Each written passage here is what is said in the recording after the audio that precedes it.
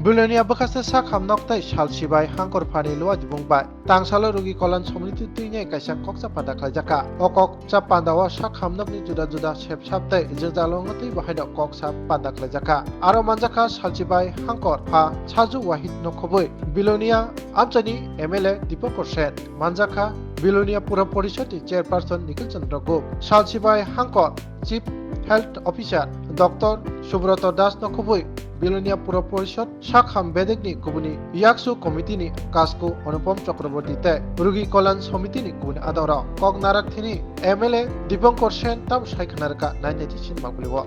রোগী কল্যাণ সমিতির মিটিং এখানে অনুষ্ঠিত হয়েছে ডিএম স্যার ছিলেন সেখানে তো গভর্নমেন্টের একটা গাইডলাইন সেখানে ছিল যে রোগী কল্যাণ সমিতিগুলো নতুনভাবে কম করা কিন্তু এটা দেখা গেছে যে প্র্যাকটিক্যালি ক্লিয়ার কোনো গাইডলাইন এখনও আসেনি শুধুমাত্র ডিএম হবেন কমিটির চেয়ারম্যান এ ধরনের একটা গাইডলাইন সেখানের মধ্যে এসছে এর বাইরে কমিটির মেম্বার কারা হবেন এ ধরনের কোনো ক্লিয়ার কাগজপত্র সেখানে নেই তো সেদিক থেকে মিটিংয়ে এটা সিদ্ধান্ত হয়েছে যে এটাকে পাঠানো হবে ডিপার্টমেন্টের কাছে গভর্নমেন্টের কাছে যাতে একটা ক্লিয়ার গাইডলাইন সেখানের মধ্যে দেওয়া হয় কারা কারা কমিটির মধ্যে সেখানে থাকবেন এর বাইরে যে মিটিং সেখানে হয়েছে সেই মিটিংয়ে অনেকগুলো বিষয় নিয়ে হসপিটাল ডেভেলপমেন্টের বিষয়গুলো নিয়ে কথা হয়েছে এর মধ্যে মুখ্য বিষয়টাই ছিল ডাক্তার নেই এটা সবাই ফিল করছেন যে ডাক্তারের অভাবে পরিষেবা মানুষকে সেখানে দেওয়া যাচ্ছে না কিন্তু এই প্রসঙ্গে রোগী কল্যাণ সমিতির তরফ থেকেও বারবার লেখা হয়েছে কিন্তু প্র্যাকটিক্যালি কোনো সমাধান হয়নি আমিও এমএলএ হিসাবে ব্যক্তিগতভাবে চিঠি দিয়েছি বিভিন্ন সময় চিঠি দিয়েছি কিন্তু প্র্যাকটিক্যালি তার কোনো সদুত্তর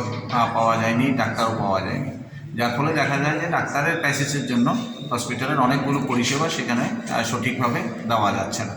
তারপরেও আজকে এটা ডিসিশন নেওয়া হয়েছে যে আবার ডাক্তারের জন্য সেখানের মধ্যে বলা এবং লেখা যাতে এই কাজটা করতে পারে আমাদের আয়ুর্বেদিক যে সেন্টারটা এখানে একজনই ডাক্তার ছিলেন এখন উনি সিএমও অফিসের আন্ডারে সেখানে বিভিন্ন কাজের সঙ্গে যুক্ত হয়ে গেছেন যার ফলে দেখা গেছে যে এখানে এই সেন্টারটাই প্রায় অচল অবস্থার মধ্যে আছে ডাক্তার নেই পঞ্চকর্ম শুরু হয়েছিল খুব ভালোই চলতো সেখানে পেশেন্টও আসতো কিন্তু এখন পঞ্চকর্ম যে কাজটা ইম্পর্টেন্ট কাজ যে কারণে এই সেন্টারটা চালু হলো দেখা গেল যে এখন পঞ্চকর্ম কাজটাও সেখানের মধ্যে বন্ধ হয়ে আছে এই বিষয়টা নিয়ে আমি সেখানে মিটিংয়ে উত্থাপন করলাম এখন একজন আউটসোর্সিং সিস্টেম বলা যায় অনেকটা একজন ডাক্তার সেখানে আনা যায় কিনা দেখা যাচ্ছে যে ওই ডাক্তার দিয়ে একজন ডাক্তারকে অ্যাপয়েন্ট করা কমিটির তরফ থেকে নির্দিষ্ট একটা স্যালারির ভিত্তিতে তাহলে পরে এই কাজটা আবার চালু হতে পারে 3 নম্বর যে বিষয় সেটা হচ্ছে এমসিএস যে বিল্ডিংটা এটা আজকে 5 বছর হয়ে গেছে কিন্তু এখন পর্যন্ত এটা কমপ্লিট করতে পারেনি বাবুল চৌধুরী যখন মিনিস্টার ছিলেন তখনই এটার সেকশন সেখানে মা ও শিশু পুরোটা সেপারেট একটা সেন্টার হিসাবে পরিগণিত করা কিন্তু দেখা গেছে যে এটার এখন পর্যন্ত এই কাজটা শেষ করা যায়নি অ্যাপ্রোচ রোডটা ইনকমপ্লিট বিশেষ করে ইলেকট্রিফিকেশান লিফটের কাজ ছিল না এখন লিফটগুলো মোটামুটি একটা জায়গায় এসছে কিন্তু দেখা গেছে যে ইলেকট্রিফিকেশানের যে কাজটা অর্থাৎ একটা ট্রান্সফরমার কানেকশান তার জন্য যে টাকা স্যাংশন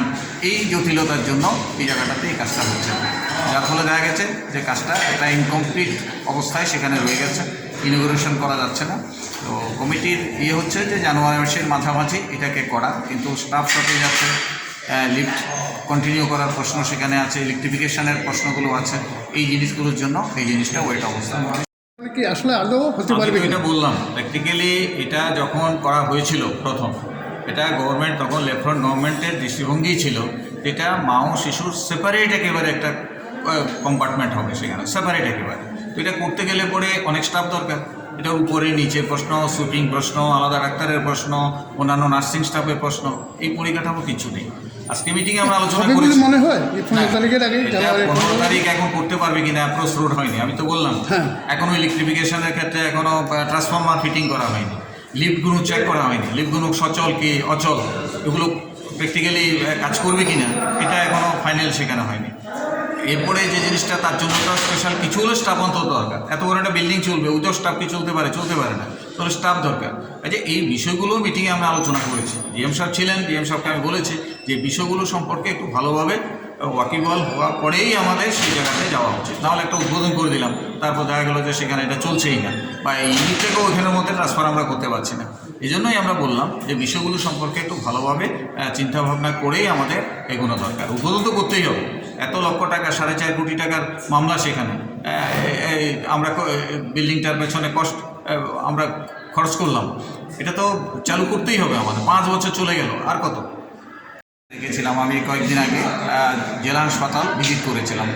তো তখন সেখানে দেখেছি যে বিশেষ করে ডেন্টাল এক্স-রেটা এখানে পুরো চোয়ালের যে এক্স-রে এটা একমাত্র ওখানে হয়। ছোট্ট মেশিন, খুব বেশি দাম না, 9 থেকে 10 লাখ টাকার মেশিন, কিন্তু ওখানে সমস্ত পার্টিটার ছবিটা সেখানে আসে, অ্যাক্সিডেন্ট কেস হোক বা অন্যান্য বিষয়গুলো। এটার জন্য আমি মিটিংয়ের প্রস্তাব সেখানে দিয়েছি যে আমাদের রাইটারের কাছে একটা চিঠি রাখা, যে এই ধরনের একটা মেশিন যাতে এখানে আসে। তার কারণ হচ্ছে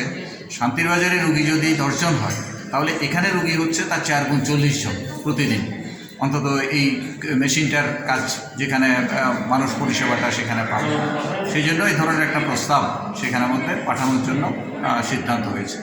এর বাইরে যেটা হয়েছে যে পেশেন্টদের জন্য একটা ওয়েটিং আলাদা রুম সেখানে করা, তো এটা গত মিটিংয়ে আমরা আলোচনা করেছিলাম, এখনও হয়নি। এবার এটা যাতে কার্যকর করা যায় এই বিষয়গুলো সম্পর্কে মিটিংয়ে আলোচনা হয়েছে। আরও অনেকগুলো বিষয় হয়েছে, কিন্তু এই বিষয়গুলো ছিল মুখ্য বিষয় হিসাবে ছিল। তো এর মধ্যে কি এখানে পজিটিভ কত পার্সেন্ট ধরা যায় আপনাদের আলোচনার মধ্যে? পজিটিভ বলতে আমরা প্রত্যেকটা কমিটির মিটিংয়ে আমরা আলোচনা করছি, কিন্তু প্র্যাকটিক্যালি যেমন ডাক্তার পজিটিভ কিছুই বলা যাচ্ছে না। কখন ডাক্তার নিয়োগ হবে, তারপর সেখানে ডাক্তার দেওয়া হবে, এটা পজিটিভ কিছু এখানের মধ্যে পাওয়া যাচ্ছে না। সেকেন্ডলি হচ্ছে অন্যান্য যে বিষয়গুলো প্রস্তাব আকারে আমাদের গভর্নমেন্টের কাছে যাচ্ছে, গভর্নমেন্ট যদি সেগুলো স্যাংশন হয় তাহলে পরে সেগুলো সেখানে হবে। আর বাকি যেগুলো আছে প্রসেসের মধ্যে আছে, আশা তো করছি যে কিছু কিছু ডেভেলপমেন্ট সেখানের মধ্যে পাওয়া যাবে। তো মানে আমি ব্যক্তিগতভাবে বলবো যে বিলোনিয়া বা সাব ডিভিশন রেফারেল হসপিটালে যতটুকু রোগীর চাপ আছে, তো শান্তির বাজার যেখানে জেলা হসপিটালে তো এর চাইতে অনেক অংশে কম। তো এক্ষেত্রে আপনি কি বলবেন? না, অনেক কম। আমি তো বললাম সেখানে যে তার 4 গুণ পেশেন্ট এখানে হয়, 350 পেশেন্ট আউটডোরে প্রতিদিন প্রায় এখানের মধ্যে হচ্ছে, কিন্তু ডাক্তার নেই। আমি তো বললাম ডেন্টাল যে মেশিনের কথা আমি বললাম, যে ওখানে যদি 10 জন লোক পরিষেবা পায়, এখানে হচ্ছে 40 জন লোকের পরিষেবার কষ্ট। তো স্বাভাবিকভাবে এই জন্যই আমরা বিষয়গুলোকে জোর দিয়েছি আমরা, কিন্তু প্র্যাকটিক্যালি জোর দিলে তো আমরা হবে না। আমরা কমিটি মিটিং ডিসিশন আমরা নিচ্ছি, কিন্তু ডিসিশনগুলো ইমপ্লিমেন্ট করার জন্য গভর্নমেন্টের যে আন্তরিকতা, এটার ক্ষেত্রে কিছুটা ঘাটতি সেখানে আছে। তো এক্ষেত্রে যে শান্তির বাজারে যে আজকে ডিস্ট্রিক্ট হসপিটাল, তো এটা কতটুকু বাস্তব?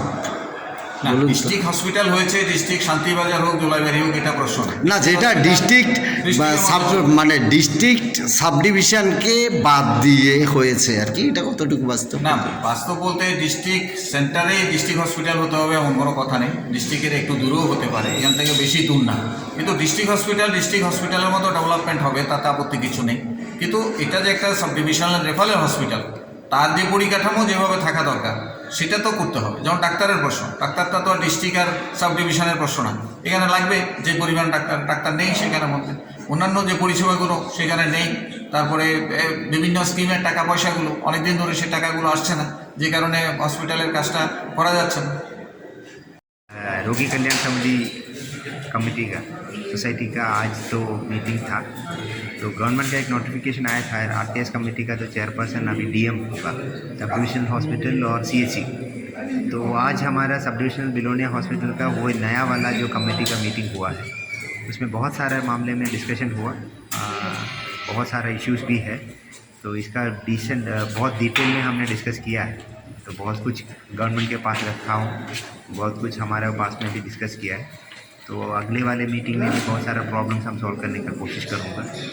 तो जितने भी प्रॉब्लम्स है मानता हूँ, तो आगे जाकर अच्छे परिषेवा जितना पॉसिबल है करते हैं।